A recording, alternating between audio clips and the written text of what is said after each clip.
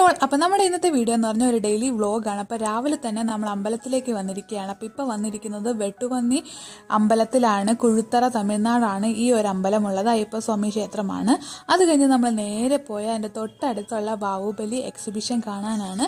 എല്ലാ വർഷവും ബാഹുബലി സമയത്ത് കുറച്ച് ദിവസം, അതായത് 1-2 ആഴ്ച ഇവിടെ ഒരു എക്സിബിഷൻ ഉണ്ടായിരിക്കുന്നതായിരിക്കും. സോ ആ ഒരു എക്സിബിഷനാണ് നമ്മൾ കയറിയിട്ടുള്ളത്. 30 റുപ്പീസാണ് ടിക്കറ്റ് ചാർജ്, എൻട്രി.